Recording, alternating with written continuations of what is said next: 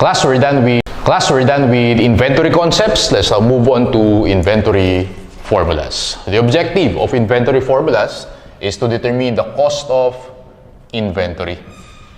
The cost of inventory is the amount of our ending inventory to be presented in the balance sheet and the amount of cost of goods sold to be charged in the income statement. Okay, kaya very important yung cost of the inventory. Yan yung basis natin of our ending inventory in the balance sheet and cost of goods sold in our income statement. Okay, now, under PAS2, there are three acceptable formulas. Specific identification, FIFO, and WAVE. Okay? Now, specific identification class, ginagamit yan sa mga low volume transactions. Sa illustration natin earlier, pag tayo si Toyota dealer, nagbebenta tayo ng Fortuner, Innova, Vios, mga ganyan. Now, we expect na konti lang yung mabibenta natin per day. Kaya easily, mamonitor natin yung physical flow ng inventory. In that case, pag low volume, specific identification yung gagamitin natin. Okay? Ngayon, mas mag-focus tayo on FIFO and WAVE. Now, FIFO and WAVE, ginagamit naman yung class sa mga high volume transactions. So, sa example natin earlier, mga department store, mga supermarket, yung mga ganyan. When you say FIFO, it means first in, first out. Okay? Ibig sabihin na first in, first out, yung mga una nating binili, yun yung una nating ibebenta. Okay? So, una nating binili, una nating ibebenta. That's first in, first out. WAVE stands for weighted average. Okay? Now, para mas ma-visualize nyo yung class, let's have an example. December, ito yung mga dates natin, yung mga dates na nag-purchase tayo, bumili tayo. When you say FIFO, yung mga earlier na binili natin, okay, yun yung una natin ibebenta. So, yung basis ng cost of goods sold natin will be on our old prices or old purchases. Okay, so ito yung mga una natin binili, yun yung unang ibebenta. Therefore, yung cost of goods sold mo is based on old prices. Alright? Now, our ending inventory naman, yung mga natira, is based on new or recent prices. Okay, so yung mga natira, again, yun yung ending inventory, ang basis mo naman yung mga huli mong binili. Alright? So, ulitin ko, pag FIFO, yung cost of goods sold mo based on old prices, your ending inventory is based on new or recent prices. Ganyan kapag FIFO. Kapag naman weighted average class, i-average natin lahat ng purchases natin for the period. So, kukunin natin yung average cost per unit. And then yung average cost per unit na yun, i-multiply natin sa number of units. Later, i-apply natin yun sa illustrations natin, sa handouts. Okay, now, we have four possible combinations for this one. No? Pwedeng FIFO periodic and FIFO perpetual. Pwede rin na WAVE periodic and WAVE perpetual.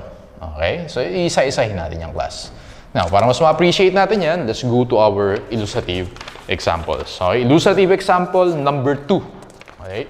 Let's proceed to illustrative example number 2. Tignan natin class yung requirements.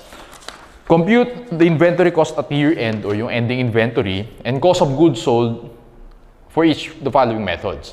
FIFO periodic, weighted average periodic, and then sinama na rin natin yung specific identification. Now, sa next illustrative example natin, perpetual naman. Periodic muna tayo ngayon. Sige, so let's read the given. Mr. Accounting Company began operations at the beginning of current year with 10,000 units of merchandise with unit cost of 80 pesos. Tama ba kasi yung beginning inventory? So, lagyan natin. Beginning inventory, lalagay ko dito class yung units and cost. Okay? So, nakalagay dyan, 10,000 units. Cost natin is 80. Tama ba class yung total cost mo dyan? 10,000 times 80, 800,000 yan. Okay. Purchases for the current year follow. Lot number and then may units, may unit cost. So basically, ang ginagawa dito, binibili niya yung mga lots or mga vacant lots, binibenta niya ulit. Okay, ganyan nangyari dyan. Yan, may mga purchases tayo. So lagay natin yan. Purchases, unit 1, 2, 3, 4, 5. So yan, lagay natin yung class. Compute natin yung total. So 2,000 units, 8,000 units, 6,000, 9,500, and 14,500. Okay. So lagay ko na rin yung unit cost, 100, 110, 120, 100, and 90. Multiply natin yung class. So 2,000 times 100, that's 200,000. 8,000 times 110, so compute natin. 8,000 times 110, that is 880,000. So, isin ko lang to. This is 200,000. 6,000 times 120 is 720,000. 9,500 times 100 is 950,000. And then 14,500 times 90. Okay, that is 1,305,000. So, nilagay ko lang. So, yung units, dyan lang sa given. Given din yung cost. Yung total cost, minultiply ko lang units and yung cost natin. The physical inventory revealed 15,000 units on hand at year-end. Tama ba kasi yung ending inventory natin? Tama? So, ending inventory in units, 15,000. Okay, so parang gano'n nangyari. Sige. Now, let's compute the ending inventory and cost of goods sold for each of the methods. So, ganito gagawin ko dyan, class. Doon muna ako sa FIFO periodic. Okay, yung number 1. FIFO periodic, paano ginagawa dyan, sir? Now, when you say FIFO, yung una nating binili, tama, yun din yung una natin ibebenta. Okay? So, ibig sabihin, class, yung 15,000 na yan, ending inventory, yun yung i-compute natin, magiging based yan dun sa pinaka-recent natin na binili. Okay? Parang ginawa ko kanina. Dito magiging based yan sa mga recent. Okay? Ang pinakahuli mong binili is yung lot number 5. Ibig sabihin, class, yung 15,000 na ending inventory, pwede mong i-breakdown yan. 14,500 dyan, ang cost is 90. And then, ang natitira pa, 15,000 minus 14,500, may 500 pa tayo. Yung 500 na yan, galing dito yan. Okay? So, 500 times 100. Okay. So, compute natin yan. 14,500 times 90, you get 1,305,000. And then, 500 times 100, you get 50,000. Ayun.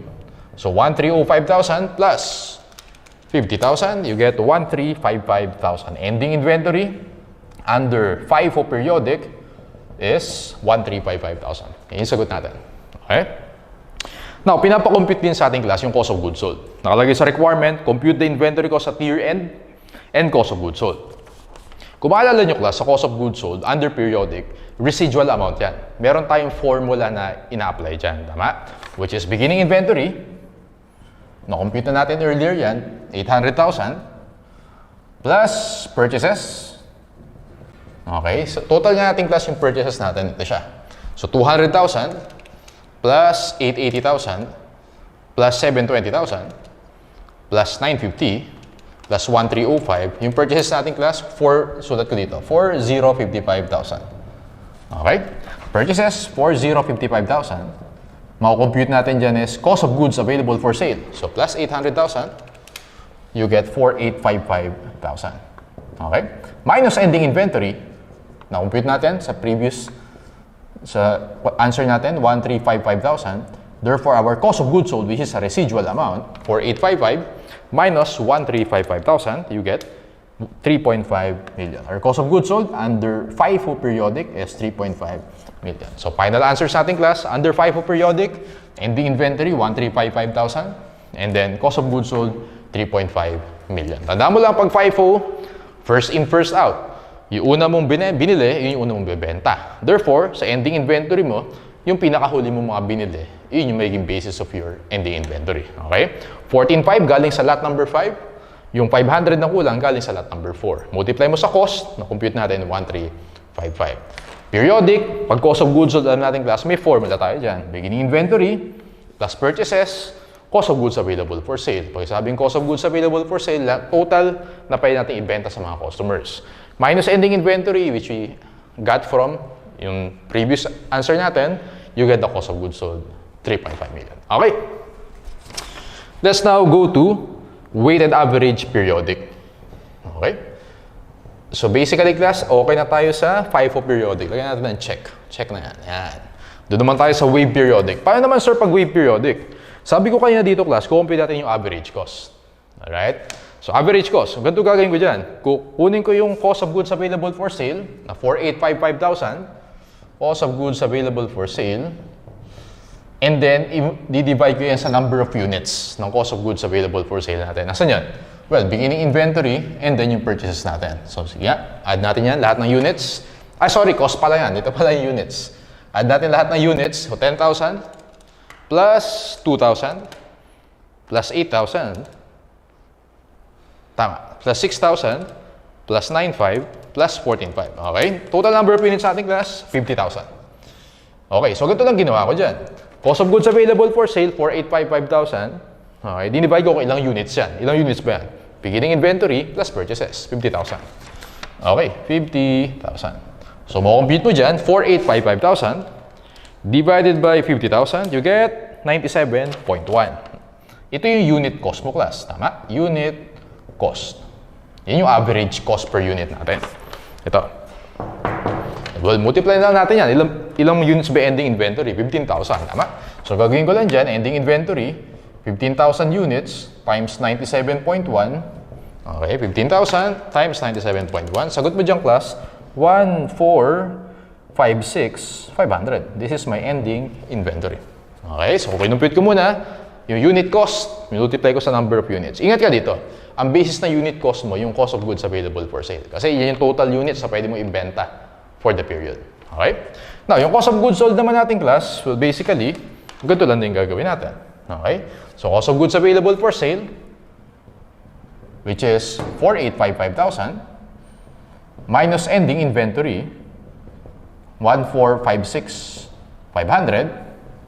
Our cost of goods sold under wave periodic, 4855,000, you get 3398,500. 3398,500. Okay, so ganun na siya, class. Pag wave periodic, compute mo unit cost. Unit cost, multiply mo lang sa number of units, may ending inventory ka na. Alam natin, class, yung cost of goods sold is just the residual. Cost of goods available for sale minus ending inventory. Parang ginawa natin dito. You get your cost of goods sold. Okay, so done with wave periodic. Let's now go to number 3, specific identification. Pag specific identification, we can easily identify kung ano yung mga units na binenta natin. Okay? So makikita mo dyan, class, number 3, specific identification. Assuming the inventory comes from lot 3, 6,000 units, and lot 4, 9,000 units. So, kung maalala nyo, class, ang ending inventory natin is 15,000. Tama? Sabi dyan, yung 6,000 daw galing sa lot 1. Ano ba yung lot 1? Ano yung unit cost nun? Ito, tama, yung 100. Okay? Sorry. Lot 3 pala galing. Sorry, lot 3 daw. 120. Okay, lot 3 galing. 120. Okay? Now, yung natitira 9,000, galing daw siya sa lot 4, which is 100. Ayun. O, sige. So, 6,000 times 120, you get 720,000. And then, 9,000 times 100, that's 900,000. Ending inventory natin, class, 720 plus 900, 1,620,000. This is our ending inventory under specific identification. Sobrang dali pag specific identification. Alam natin kung saan galing, specifically, yung ending inventory natin. Cost of goods sold, well, residual lang yan. Cost of goods available for sale, hindi naman nagbabago yung class, kahit anong method mo, 4,855,000. Okay? Minus ending inventory, which is 1,620,000. Let's compute for the cost of goods sold. Cost of goods sold is, so 4,855 minus 1,620,000, you get 32,35,000. 32,35,000. Okay, easy.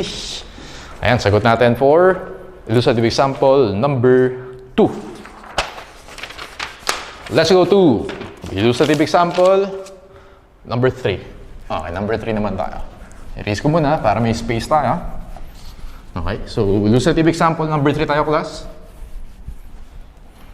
Okay. For number 3 naman, this is perpetual, no? So, done na tayo periodic. FIFO periodic, wave periodic, perpetual naman tayo. Okay, assuming the entity uses perpetual system, compute ending inventory and cost of sales. Mastery company provided the following purchases and sales for the month of March. So, binigyan tayo ng beginning inventory, March 1, no? And then meron tayong mga purchases. Okay, so, lagay natin yan. March 1, this is our beginning inventory. Lagyan natin class units and cost, and then yung total cost. Okay, so copy lang natin. March 1, 6, okay, and then 6, 14, 25. Ayan, so number of units, 1,000 times 270, 270,000. That's our beginning inventory. Tama? And then 6, ito naman yung mga purchases natin. Purchases, this is our beginning inventory. Okay, so March 6, copy ko lang, 3,000 units times 250. Okay, 3,000 times 250, total cost is 750,000. Okay, March 14 naman, class, 6,000 times 280. 6,000 times 280. 1,680,000. And then, March 25, 4,000 times 210. 4,000 times 210. 840,000. So, this is our beginning inventory and then purchases. Okay? Oh, sir, paano yung FIFO perpetual? Okay, ganito lang gagawin ko dyan, class. FIFO perpetual, actually, same lang yan sa makukuha mo under FIFO periodic. Okay, tandaan mo yan, ha? So, same lang yan. Same, lagi ko, same. Yung makukuha mo under FIFO periodic and FIFO perpetual, magkamukha lang. So, pakita ko sa inyo. Sige, so sabi dyan, class, tama ba? Nagkaroon tayo ng, so beginning, 1,000 units plus 3,000 plus 6,000 plus 4,000. Okay. And then, tama, 14,000 to. 14,000 yung total units natin. Ngayon, nagbenta tayo, nakita mo ba yung sale na 2,000 and 8,000 units? Nakita mo yan? So, nagbenta tayo ng 2,000 noong March 9. Okay, nagbenta tayo ng 8,000 noong March 31. Ayan. So, 14,000 minus 2,000 minus 8,000. Yung ending inventory natin, tama ba class? 10,000 units yan. Tama. So, 10,000, 4,000 units pala. 14 minus 2 minus 8, 4,000 units. Yun yung ending inventory natin. Pag sinabi mong FIFO perpetual, okay, yung ending inventory natin na 4,000 units, well, obviously, galing yan dun sa recent purchases natin. Wherein yung 4,000, dito galing yan sa March 25. Tama? So, times ko lang, sakto, 4,000 times 210, makukuha mo dyan, class, 840,000. Answer mo dyan, ending inventory, 840,000. Tandaan mo, class, FIFO periodic, FIFO perpetual, magkamukha lang yan. Okay? Let's now go to cost of goods sold. Paano naman, sir, yung cost of goods sold?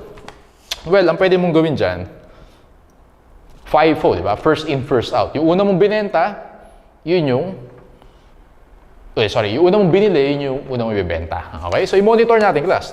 Dalawa yung binenta natin. Meron tayong 2,000 units nung March 9, and then meron tayong 8,000 units nung March 31. Yun yung mga binenta natin. So, tingnan natin, class, kung saan galing yung 2,000 units na yan. Yung 2,000 units, actually, yung 1,000 dyan galing beginning inventory. Tama ba? So, yung 1,000 galing siya sa March 1. Yun.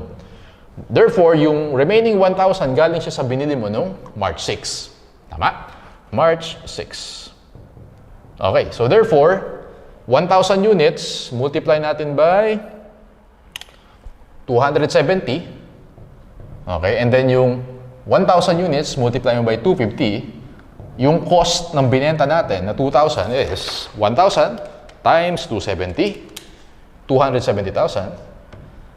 And then, 1,000 times 250, that's 250,000. Nakuha niyo ba yung class? So dito, ang tinatanong sa atin is cost of goods sold. Dalawa yung binenta natin, dalawang set. Isang 2,000 units, isang 8,000 units. Yung 2,000 units, binenta natin yan noong March 9.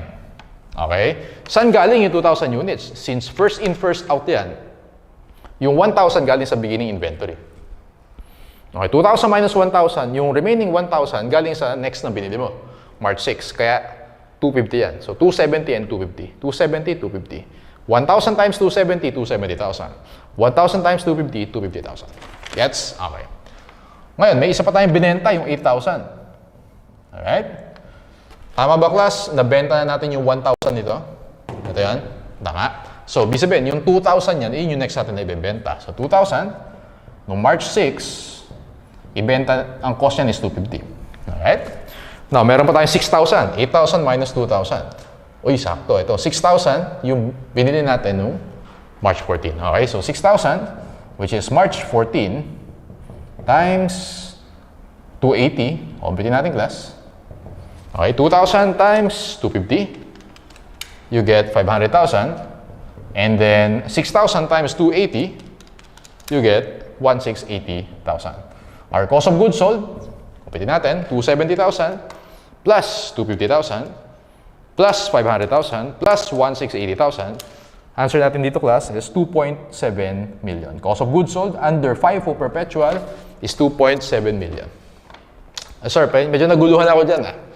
Parang tagal mo sinolve ba? Sabi ko kanina, same lang yung periodic, FIFO periodic, and FIFO FIFO periodic and FIFO perpetual, same lang yan. Okay, ito pala, same. Same lang yung makukuha mo sa periodic and perpetual. Therefore, ang tip ko sa inyo, kapag FIFO perpetual yung tanong, solve mo pa rin yan using FIFO periodic. Na sir, paano yun? Ito gagawin ko dyan. So, nakuha natin yung ending inventory, tama? 840. Ito, kakalimutan ko na yan. Alright? Kasi medyo tedious eh. Ni-isa-isa pa natin.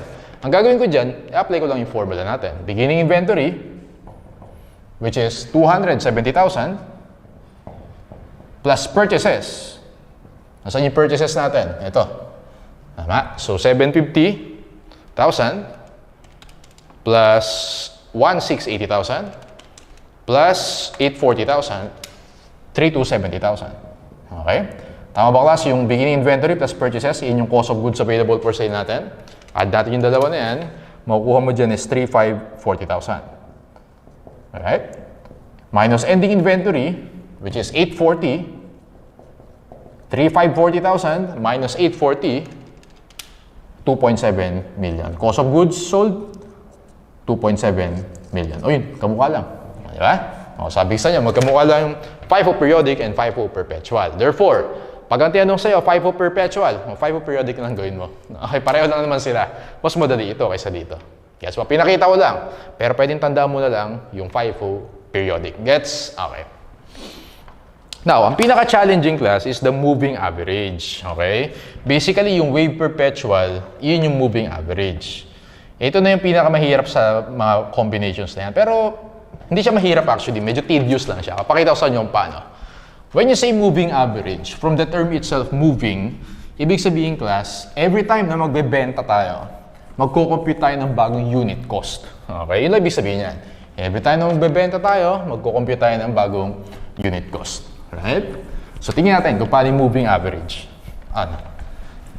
Okay. So, ganito gagawin ko dyan class. Pakita ko sa inyo ha. Okay. So, na-erase ko pala. But anyway, ganito gagawin ko dyan. Moving average. Lagay ko dito yung units. And then yung unit cost. And then yung total cost natin. Okay. Start tayo with March 1. Tama ba class? 1,000 units times 270. Yung cost natin, 270,000. Walang problema yan. Ngayon, make sure class na chronological yung pag-analyze mo. After March 1, ano yung next na nangyari? Nag-purchase ka noong March 6. March 6, we purchased 3,000 units at 250 per unit, so 750,000 yan. Now, ang next na nangyari, March 9. Tama? Again, dapat chronological. Every time na magbebenta ka, kailangan compute mo yung bagong unit cost. Iyon yung ibig sabihin ng moving average. Paano yun, sir? 1,000 plus 3,000, 4,000 units yan. Tama? 270,000 plus 750,000, cost mo dyan is 1,020,000. I-divide mo yan. 1,020,000 divided by 4,000, yung unit cost natin dito class is 255. Yan yung gagamitin mong bagong unit cost mo. Okay? Hindi yung 270, hindi yung 250, 255. Ano nangyari next? March 9, nagbenta tayo. Ilang units? 2,000 units. 2,000 times 255, 510,000. O, ganun siya. Yun yung cost na tatanggalin mo. 255 times 2,000. Kaya, every time na magbebenta ka, compute ka ng bagong unit cost. Okay, yun yung moving average. Now, 4,000 minus 2,000, this is 2,000. 1,020,000 minus 510, this is 510,000. Ganun lang gagawin natin, moving. Okay, so next date, after March 9, March 14, tama? Bumili tayo, 6,000 units at 280. 6,000 times 280, 1,680,000. Next, March 25. Okay, so hindi pa tayo nagbebenta, tama? So, tuloy-tuloy lang. March 25, bumili tayo, additional 4,000 units at 210. So, 4,000 times 210, 840,000. Now, yung next na nangyari dyan class, March 31, nagbenta tayo. Kailangan natin mag-compute ng bago unit cost. Okay, so 2,000 plus 6,000, that's 8,000 plus 4,000, that's 12,000 units. And then, add natin, 510 plus 1,680 plus 840, you get 3,030,000. 3,030,000, divide mo sa number of units sa 12,000, that is 252.5. 252.5. Yun yung bagong unit cost natin. So, nagbenta tayo noong March 31, 8,000 units. 8,000 times 252.5, 2,020,000. Okay. Now, 12,000 minus 8,000, that is 4,000. 3,030,000 minus 2,020,000, you have 1,010,000. Class, actually, 1,010,000 na yan. Yan yung ending inventory natin. Na ending inventory natin, may 4,000 units tayo. Ang cost niyan is 1,010,000. So, ito yung answer mo dyan. Ending inventory is 1,010,000. Sir, paano yung cost of goods sold? Cost of goods sold natin, class, lahat ng binenta natin. 510, and then 2,020,000. So, 510 plus 2,020,000, you get 2,530,000. Cost of goods sold, 2,530,000. Okay, so, medyo tedious lang yung process, pero actually, madali lang siya. Matrabaho lang. Ulitin ko, every time na magbebenta ka, every time na may sale, compute ka ng bago unit cost. Unit cost na yan, yung magiging basis mo kung how much yung tatanggalin mo dun sa cost mo. Okay? Yung matitira sa isa dulo, ending inventory yan. 4,000 units, ang cost is 1,010,000. Cost of goods sold, tingnan mo lahat ng binenta mo. Ayun, lahat ng naka-negative. Ayun, 2,530,000. Alright? So that's moving average. Ulitin ko, class. Summarize natin to. Pag FIFO, periodic perpetual, periodic na lang gamitin mo. Mas madali yan eh. So, pwede mo nang kalimutan yan. Yung weighted average periodic, okay na tayo dyan. Weighted average perpetual, which is ang tawag din is moving average. Ganito naman siya. Okay? So that's illustrative example number 3. Now, punta ka, class, dun sa main problem number 1, dun sa part 2 ng inventory natin. Di ba, dalawa yung parts? May estimation tayo, di ba? May naligaw kasing problem dyan eh. Punta ka dun sa estimation, main problem number 1. Pinapakompute tayo dun using moving average and FIFO. Okay, so punta ka dun. O, compute natin yan. Sige. So, actually, dito ko na lang gagawin, no? Jump ka muna dun sa main problem 1, dun sa part 2 natin. Okay, main problem 1. May naligaw kasi dyan eh. So, solve na rin natin yan. Para ma-practice din natin yung moving average. Okay? Mas mahaba to, mas comprehensive yung main problem 1 na yan. Okay, question 1. The amount to be reported as inventory, assuming moving average, okay, and then yung isa naman FIFO perpetual. Nakita nyo yung Rusty Corporation? Yun yun na. Main problem 1 sa part 2 ng handouts natin sa estimation. Rusty Corporation had 800 units of product X on hand on March 1. Tama ba, class? Beginning inventory yan. Okay, so lagyan natin dito, units, unit cost, cost na lang, and then total cost. Okay, so March 1, merong ilang units? 800 units, 20 daw yung cost niya. So 800 times 20, that is 16,000. Okay?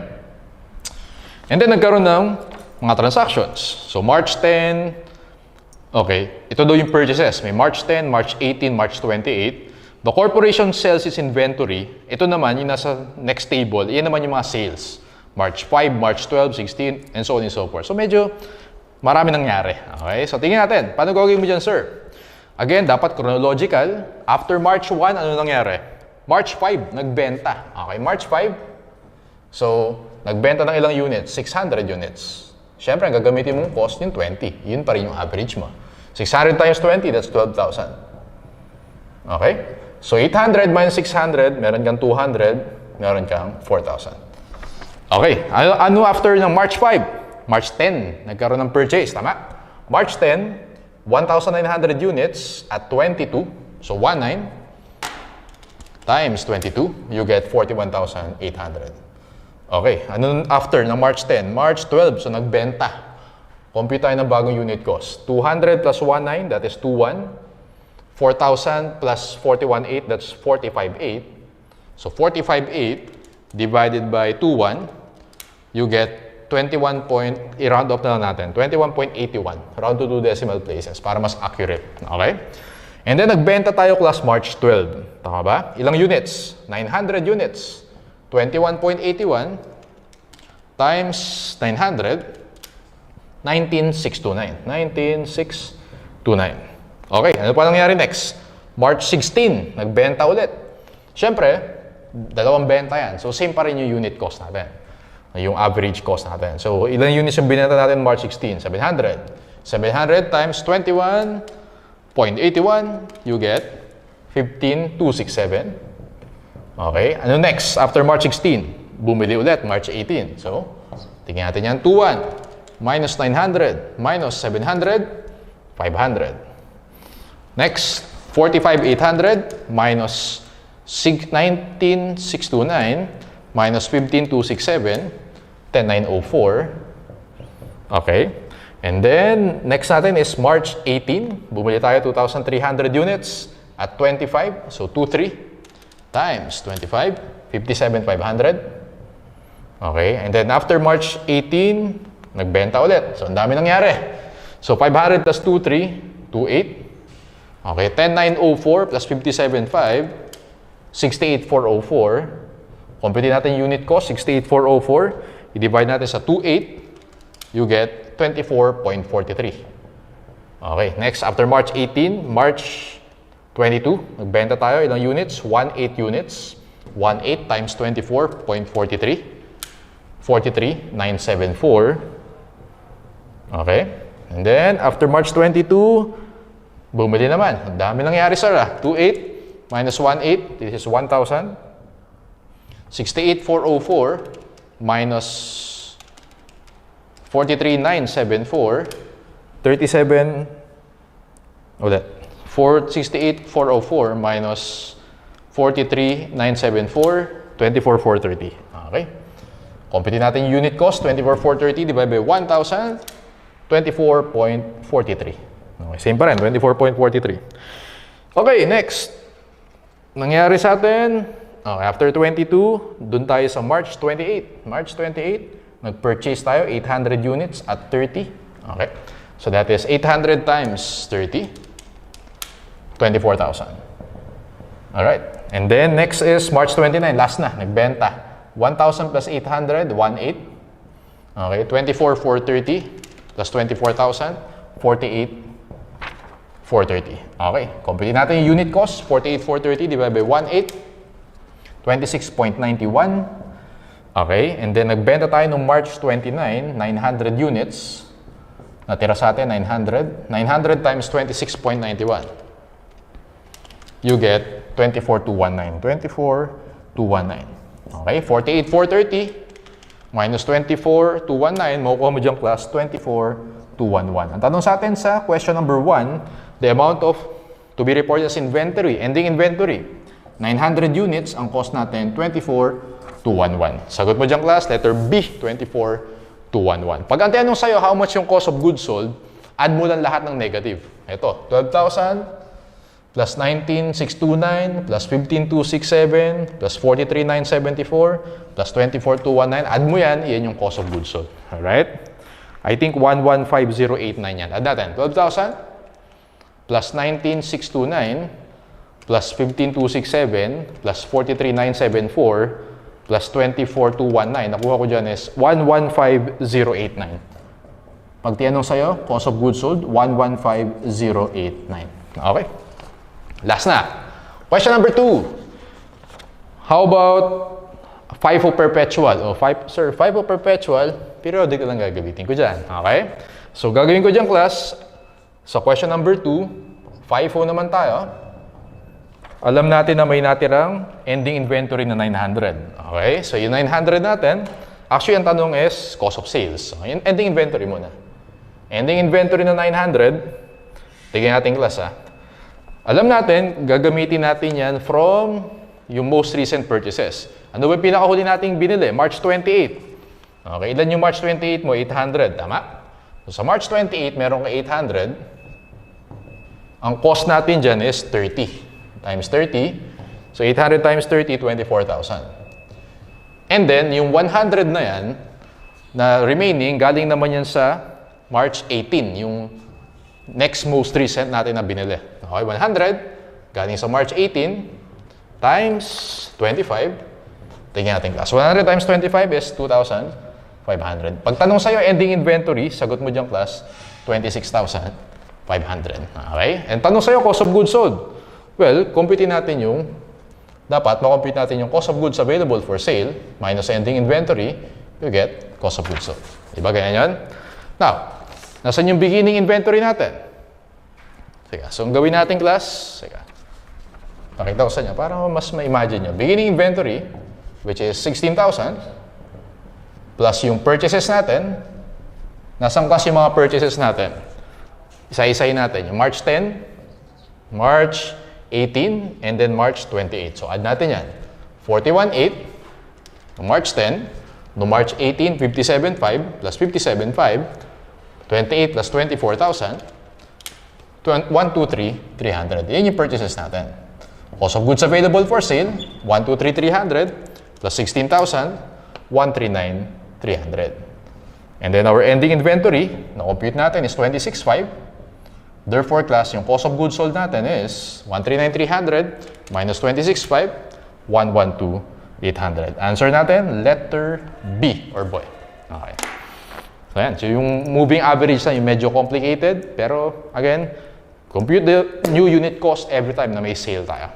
Okay. Theory number 15. Okay. 15 to 19 yung isolve natin. Theory 15 to 19. 15, 16, 17, 18, 19. And yun yung mga related theory questions. No? Okay, number 15. What methods are used to measure cost under IAS 2? Yung minention ko sa inyo, tatlo. Specific identification, FIFO, and WAVE. But in fact, aralin natin yan sa MS and sa cost accounting. Meron pang iba yan, no? FYI na lang. Standard costing, yes, pwede yan. Retail method, yan yung sa next topic natin sa estimation, no? Specific identification, FIFO, and WAVE. So actually, lahat yan pwede, no? So yung iba, sa ibang subject natin siya aralin, okay? Punta ka dun sa DOG for number 15, all of the above. Number 16, the cost of inventory shall be measured using. Best answer dyan, letter D, FIFO and average. Okay? Wala na ng LIFO, yung last in, first out, prohibited na yan under PAS2. So DOG tayo for number 16. Number 17, during periods of declining inventory cost, which of the following methods yields the most conservative net income? Pag sinabi mo conservative net income class, ibig sabihin mababa yung net income. Okay? Pag mababa yung net income, it means mataas yung cost of goods sold. Nakalagay, decreasing prices. So, imagine mo, class, ha? Pag decreasing prices, ibig sabihin, pag graph mo yan, pababa yung prices. Parang pa ganun. Okay? Ang sagot natin actually dito, class, is FIFO. Bakit, sir? Ang tinatanong sa atin, kailan daw mataas yung cost of goods sold? Because ang tanong is conservative net income. Kailan daw mataas yung cost of goods sold? Well, pag bumababa yung prices mo, alam natin, class, pag FIFO, yung cost of goods sold mo is based on yung mga old prices. Yung old prices natin, mas mataas yan kaysa sa new prices kasi declining daw eh. Ibig sabihin, class, yung cost of goods sold mo based on higher prices kapag declining yung prices. Okay, mataas yung cost of goods sold, bababa yung net income. Ang tanong sa atin, conservative net income. Sagot mo dyan, class, letter A, FIFO. Number 18, the weighted average inventory costing method is particularly suitable to inventory where? Punta ka sa letter A. Homogeneous products are mixed together. Ano ibig sabihin yan, sir? Actually, sabi ko kanina, yung FIFO and WAVE, ginagamit yan sa mga high volume. Mga supermarket, department store, mga hardware, mga ganyan. Ngayon, class, yung WAVE, no? Usually, ginagamit mo rin yan kapag compared to FIFO. Sa FIFO kasi, alam mo specifically kung nasan yung beginning inventory. Parang ganun yung assumption yan. Pag WAVE naman, siyasama-sama mo lahat ng inventory. Okay? Beginning inventory, isasama mo yan sa lahat ng na-purchase mo during the period. Okay? So for example, marker. Marker. Homogeneous. Ibig sabihin, magkakamuka. Marker. Ang hirap naman i-identify kung anong specific marker yun nasa beginning inventory. Okay? So ang gagawin mo na lang, pag weighted average, pag anong klase yung products mo, weighted average yung gamitin mo. Pag samasamahin mo na lang yan. Beginning inventory and lahat ng purchases, pag samasamahin mo, yun yung weighted average. Okay? So again, pag weighted average class, usually ginagamit yan sa mga homogeneous products. Letter A yung sagot natin dyan. And then number 19, the cost of inventories that are not ordinarily interchangeable. O, ibig sabihin yan, yan yung low volume. Okay? Yung mga Toyota na example natin. Hindi mo naman mapapagpalit yan. Hindi yan interchangeable. Alright? We can use specific identification. Okay? Or that's letter D for number 19. Okay, so we're done with inventory formulas.